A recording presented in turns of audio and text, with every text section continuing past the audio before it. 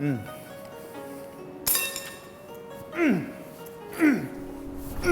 guys, so this week what we'll be making is something specifically for my halal community or my Muslim community, okay? We're making halal chicken char siew. Now, I've just got one request to all my non-Muslim fans and friends, please do not crucify me in the comment section.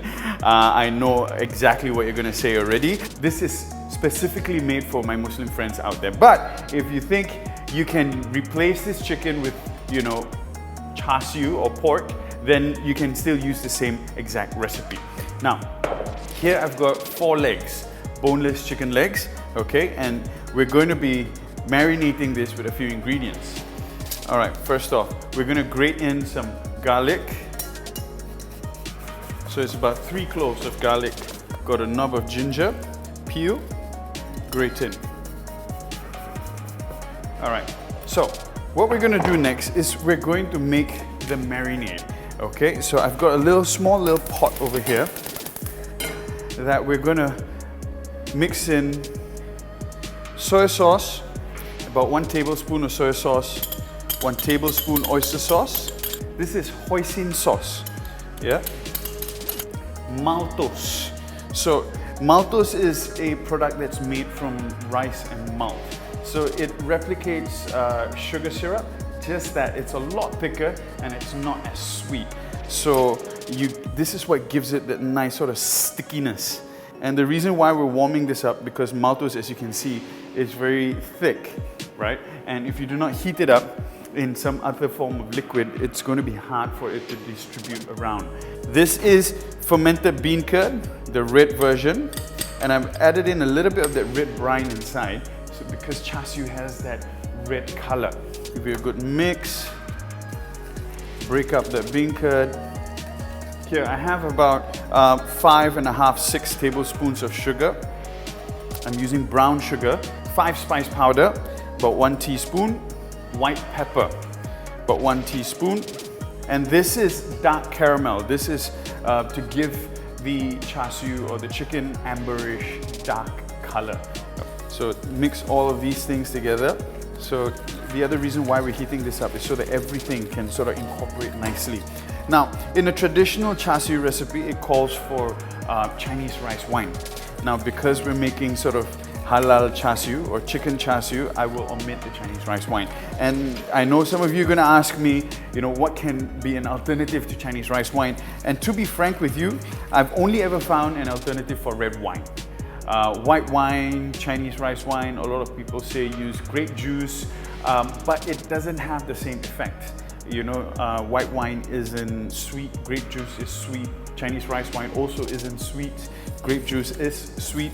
So if you ask me personally, I'd rather just omit, rather than to find an alternative that will sort of change the taste profile of this dish. All right, so once everything is nice and incorporated, we can remove from the heat, set it aside, and let it cool down before we marinate our chicken. All right, so we've got our chicken here, and we've got our sauce that's nice and cooled down already. Now let me just get on some rubber gloves. There we go, nice. Right, so we're not going to be pouring all this marinade in. We're going to be saving about 1/3 of it, and this is to be glazed on our chicken char siew as it roasts along later on. All right, so we'll save about this much so that later, as we roast our chicken, every 15 minutes, we're going to glaze it. So now, what we do is we just mix all of this together. Okay, what we're going to do, we're going to wrap this thing up and keep it in the fridge to marinate for at least a good 2 to 3 hours. Right, so we've marinated this chicken for about 2 hours, and we've removed it from the refrigerator about half an hour ago because you want to bring the chicken up to room temperature before you start cooking it. Drizzle a little bit of oil underneath the casserole or roasting pan or whatever that you're using. Yeah, so what we're going to be doing is we're going to be roasting this skin side up. Another drizzle of oil on the top, and this is ready to go into the oven. Yeah, I've preheated the oven to 200 degrees Celsius, and we're going to let that go for a good 25 minutes to probably half an hour. Now, every 10-15 minutes, what we're going to do is we're going to be glazing this chicken so that it gets the nice color that it needs for a char siew. All right, so we're ready for our first glaze. Oh, you can already smell the beautiful smell of char siu. Here's the thing, I lost my brush, right? So I'm just gonna use a spoon and just sort of drizzle this beautiful glaze over on the meat, over on the chicken skin. You're gonna get that all over nice and even. And back into the oven this goes.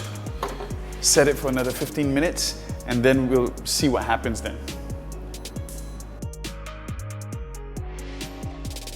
All right, so now I've increased the temperature to 240 on the grill function, and we're gonna flip this chicken. And what we're gonna do, we're gonna glaze the meat side of this chicken. Okay, we shove it in. I've also changed it to a grill function, to a broil function, so now we can sort of get color on the chicken. All right, for the last round of glazing and broiling, there we go, nice. See, we've got some nice color on the meat side. Now we flip it back to the skin side. And the last glaze. Shove it back in the oven and get nice color on that skin.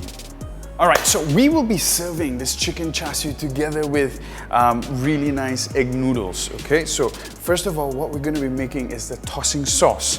I have here, I'm gonna start with some nice garlic and chili oil. Yep, that goes in. We're gonna top this with a little bit of fish sauce, a little bit of sesame oil. There we go, in. Touch of oyster sauce, dark caramel. And I'm gonna be adding in a pinch of salt and a little bit, just a pinch of chicken stock powder. Now, mix this all together, and this is going to be our tossing liquid or our tossing seasoning for our noodle. Now, here we have fresh egg noodles, and I have a bowl of room temperature water. This is crucial if you want to maintain that nice sort of springy texture in your egg noodles. This is absolutely crucial. First, what you want to do is separate them. Got a pot of water that's boiling away here. You don't want them clumpy, because once they're clumpy, once they go into the water, they'll stick together, and that's not what you want when you're making egg noodles. Make sure the water is boiling vigorously before we put in the egg noodles, yeah? All right, so you grab your egg noodles, drop it in to boiling water. Use the chopsticks, loosen them up. And egg noodles cooks very, very quickly, yeah? All right, so now we're gonna lift it up and we're gonna plonk it inside the cold water. Now what this does is it stops the cooking process immediately, yeah? And that way we're gonna have that nice sort of bouncy texture of egg noodles. And of course, we're not gonna be serving cold noodles, so when I put it back in here again, it's just going to heat up the exterior of the noodle, yeah? So that way we're not overcooking this noodle. There we go, back in. Second time around, a quick one, and there we go, up. Give it a quick taste. Nice texture. Into this seasoning.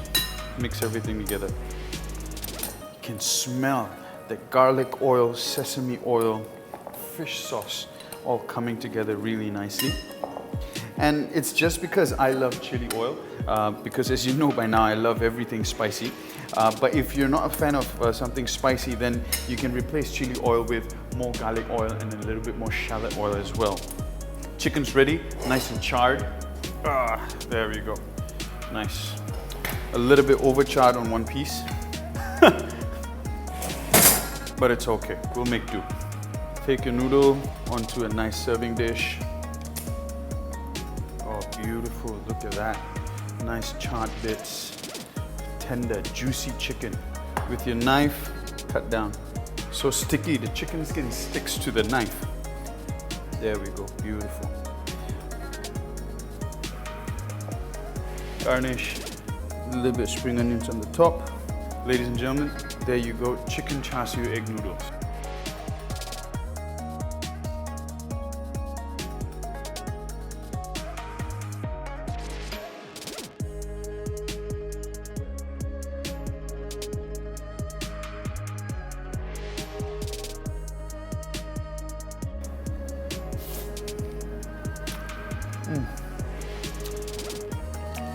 Chicken is so flavorful, sweet, savory, very, very aromatic. And it goes so well with the noodle. Take another bite, especially the skin. You want that sort of sticky skin.